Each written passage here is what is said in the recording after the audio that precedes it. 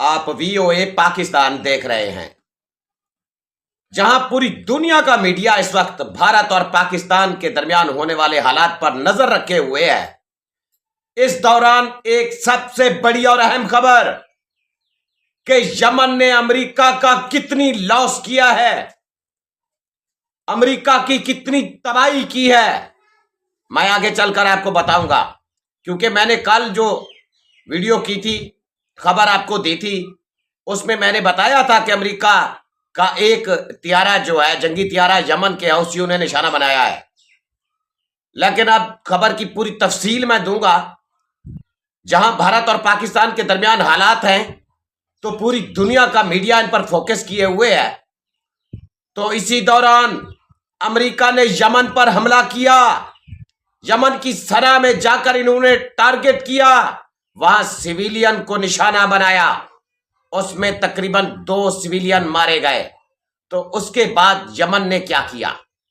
Yemen के हौसियों ने retaliate किया और यमन ने जो मिसाइल मारे, उससे अमेरिका का वारशिप कैरियर रेड सी में समंदर बुर्द हो गया और उस पर खड़े तमाम तियारे डूब गए हैं।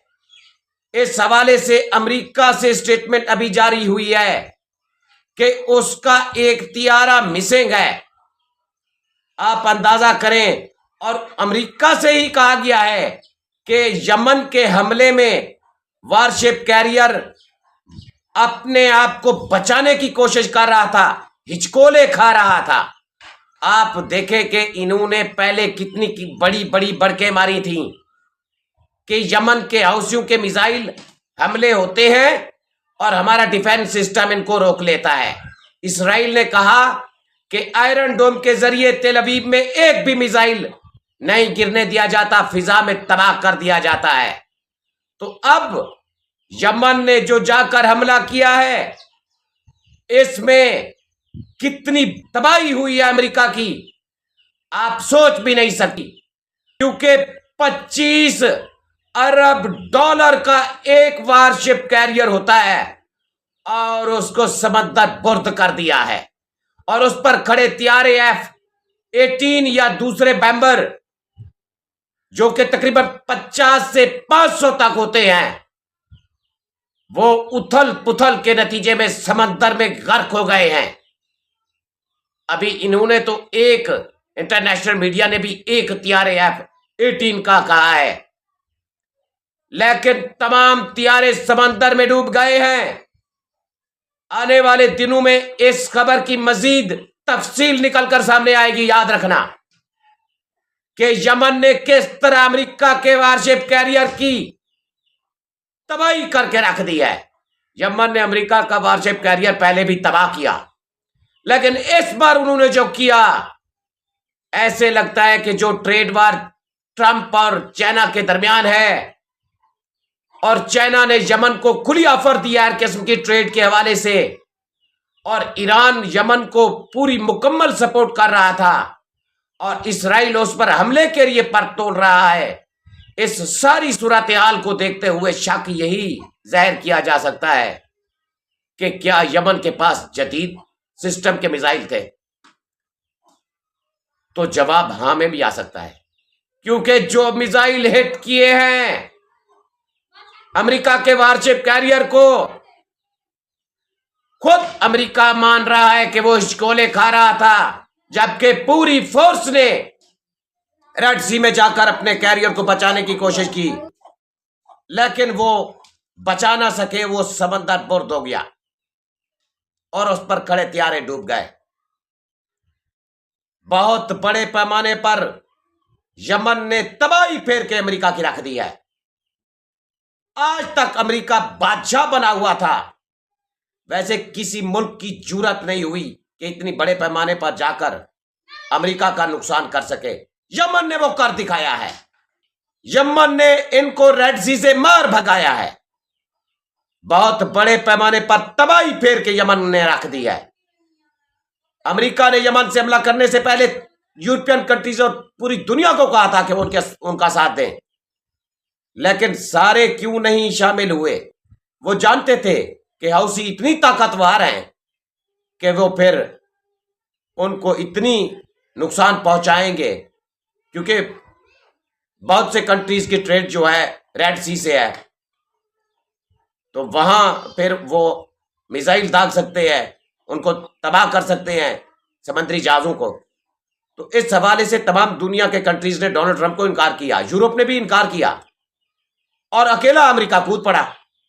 अब इस सारी सूरत हाल में जो तबाही हुई है, जो बर्बादी की है, यमन ने, अमेरिका ने सोचा भी नहीं होगा, क्योंकि ये तो बड़ी अकड़ के साथ कहते हैं कि हमने जितनी बार हमला किया है हम टारगेट पे जाते हैं, और यमन के हौसी जो हमला करते हैं हम उनके मिसाइलों को अपने डिफेंस सिस्टम से, हमारा डिफेंस सिस्टम मजबूत है, उनको फिजा में तबाह कर देते हैं।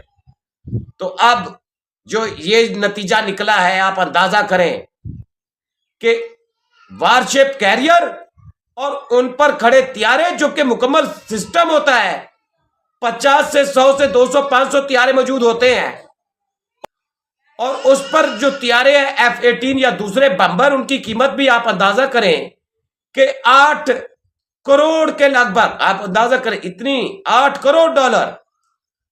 इतनी बड़ी तबाही इन्हों की अमेरिका की हुई है।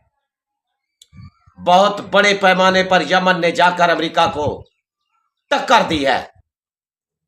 ये ऐसी टक्कर है कि कोई भी अभी तक अमेरिका को नहीं दे सका। हां, ये बात अब हो रहा है कि अमेरिका ने इराक को तबाह किया, फिर अपनी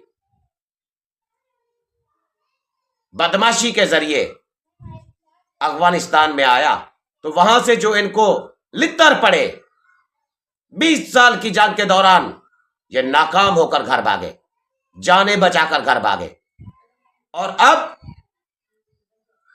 हर मुमकिन तरीके से डोनाल्ड ट्रंप ने रेड सी मुकम्मल तौर पर खाली कराने का एक बयान जारी किया, यानी बड़कबारी। तो फिर क्या हुआ? यमन के हौसियों ने इतनी तबाही फेरी है कि अमेरिका और इसराइल को रेड सी से आउट कर दिया है। अमेरिका और इसराइल की रेड सी में मौत वाक़ई कर दी है। आप अंदाजा करें कि इतनी बड़े पैमाने पर वारशिप, जिस पर तकरीबन जो लागत है वो 25,000 अरब डॉलर, और उन पर खड़े त्यारे, यानी अमेरिका की तो कमर टूट गई। इतनी बड़े पैमाने पर लॉस हो गया, तबाही फेर के रख दी। अभी तो इसराइल ईरान पर हमले करने के लिए ख्वाब देख रहा है, जबकि इसराइल ये जानता है कि ईरान ने जिस तरीके से पहले हमला किया था, और अमेरिका भी जानता है, अमेरिका इसलिए तो नेगोशिएशन कर रहा है कि ईरान कितनी पैमाने पर बड़ी तबाही ला सकता है इसराइल और अमेरिका की। इस सारे सिनेरियो को देखते हुए, जहां यमन से अभी कंफर्म नहीं हो रहा, लेकिन अमेरिका ने खुद स्टेटमेंट जारी करते हुए वाजे कहा है कि उनका एक तियारा मिस हुआ, और इंटरनेशनल न्यूज चैनल जो हैं वो भी खबर को रिपोर्ट कर रहे हैं। इस बारे में मैंने जो आपको खबर दी है, और कल भी मैंने आपको खबर दी थी, याद रखना कि आने वाले दिनों में मजीद तहकीक होगी और बड़े पैमाने पर यह सारी खबर निकल कर आएगी कि अमेरिका की कितनी बड़ी तबाही हुई है, रेड सी में अमेरिका की कितनी मौत हुई है, यमन ने अमेरिका का कितनी नुकसान किया है। अमेरिका बड़ा आसान समझ रहा था हौसियों को। अब जो हशर अमेरिका का हुआ है, यमन क्या पूरी दुनिया को पैगाम चला गया है कि वो जब चाहे, जिसको चाहे वो हिट कर सकते हैं। उसमें से भले मिडिल ईस्ट के कंट्रीज क्यों ना हो, यूरोप के कंट्रीज क्यों ना हो, अमेरिका क्यों ना हो, इसराइल क्यों ना हो, अब वो पैगाम दे चुके हैं कि उनके पास कितनी कैपेबिलिटी है, कितनी कैपेसिटी है, कितनी पावर है। आप अंदाजा करें कि उनके पास जो जदीद तरीके का मिसाइल शक जाहिर किया जा रहा है कि हैं, जो उन्होंने अमेरिका के वारशिप को टारगेट किया है। अदरवाइज